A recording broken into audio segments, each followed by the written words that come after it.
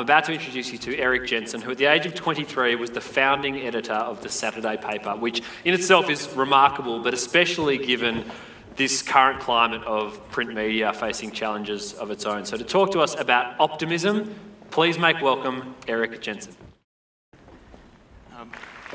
I sort of wanted to run over here because I've got a walking mic, and I thought you'd be closer, but I also only wrote my speech this afternoon, so I will have to use the lectern, so I apologise for that. But if I feel moved, I will move. For a long time, I thought I was a cynic. This is somewhat encouraged in journalism. Cynicism has a seductive logic to it. It's a kind of ersatz wisdom, ill-gotten and unquestioned. In a world of bad news, cynicism is more likely to be right than its hopeful counterpart. You see, for a long time I thought I was a cynic, but then I started a newspaper. And nothing will convince a person of their doe-eyed optimism like starting a newspaper.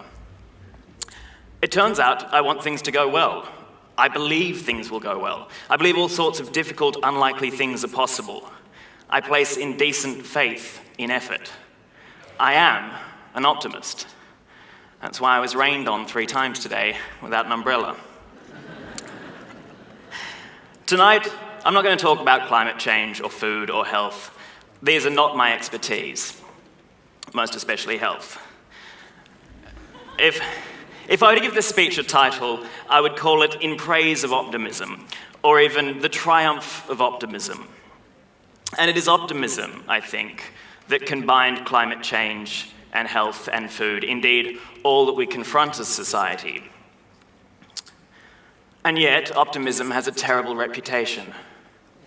There's not an aphorist alive or dead who has not done some cruelty to this most worthwhile of states. Oscar Wilde, Voltaire, Lucille Ball, even Tom Hanks. Here's Wilde, for example.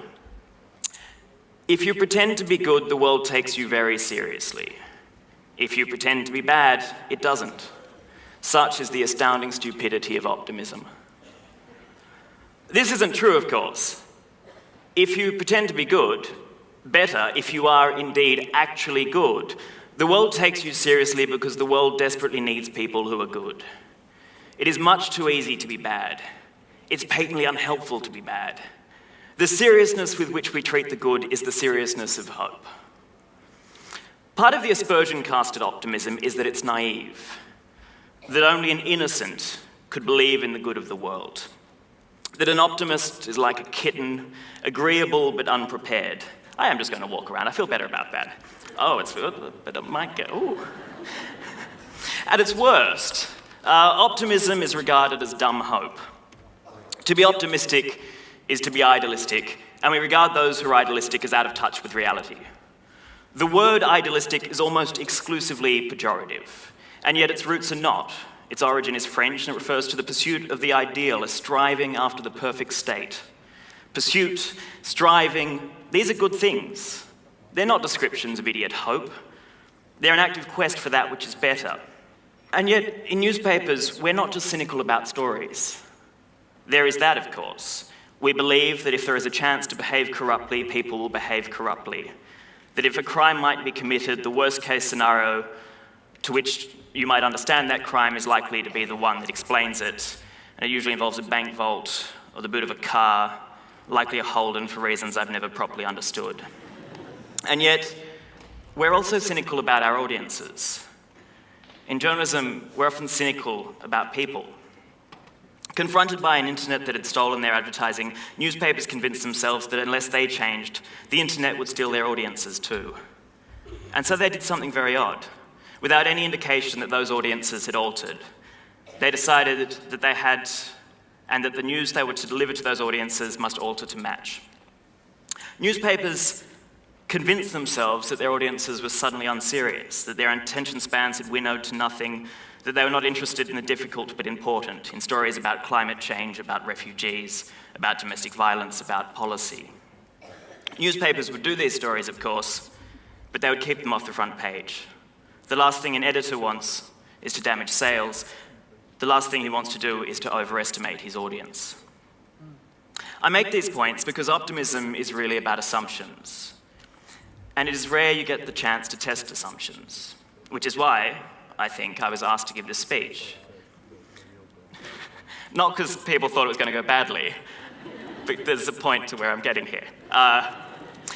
2 years ago when we launched the Saturday paper, we did so to test the assumptions that previously pervaded newsrooms. Not just to see if optimism could work, but to see if newspapers could work. The starting point, if I was to pick one at random, is probably a line of H.L. Mencken's. No one ever went broke underestimating the intelligence of the American people. The quote is paraphrased, the original is unwieldy, but it's helpful in one sense. It refers not just to the underestimating of the American people, but of underestimating the intelligence of the great masses of plain people. This, so far as I could tell, having spent my life in newsrooms, was the safe bet that journalism was making. And so I wondered if there was an alternative, a different assumption. What if a newspaper refused to underestimate the seriousness of its readers? What if it staked itself, its whole business model, on their intelligence? These are difficult calls to make, especially for old newspapers. But for a young newspaper, and in particular an optimistic one, they can be a lot of fun. And the results are interesting. In almost every assumption, the opposite of what passes for conventional wisdom proved true. For the Saturday paper, the longer a story is, the better it performs online. The more serious an issue is, and the more complex its presentation, the better it is received. If you put difficult but important topics on page one, climate change, refugees, heaven forbid policy, the more copies you'll sell, the more people want to read, to know, to be informed. Every issue of the paper most people said was a madness, has broken even or turned a profit, and has done that from day one. And I make these small points as part of a larger point about optimism. The Saturday paper could easily have failed. A cynic would have said that failure was its only certainty. But it took a risk on audience. It took a risk on people. It assumed people were different to the way in which we are too often perceiving them, to the way we are told that they are. It assumed very simply that people are good. And that risk, the risk of hope or of optimism, is the only way you'll solve the issues that you've been talking about tonight. Cynicism is the state of answering without thinking. Optimism, though, is the state of acting without hesitation. We live in a world without time for hesitation. We live in a world only optimism will save. About 80% of people are said to suffer from an optimism bias. Suffer is a strange word to use here, but is the word used by medicine.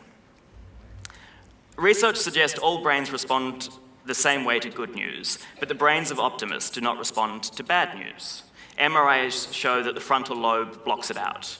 Electromagnetic impulses can change this, ever so briefly, but the belief system doesn't go away. Like other systems of belief, if you are told you have an optimism bias, it does nothing to damage that bias. And so, on that basis, I say, go out, embrace optimism. Know it as a striving hope, a chance to say that the things we are told won't work may indeed work, that the projects we presume will fail only do so because they haven't been tried. Say all this, and let it not be innocence you're voicing. Let it not be dumb hope.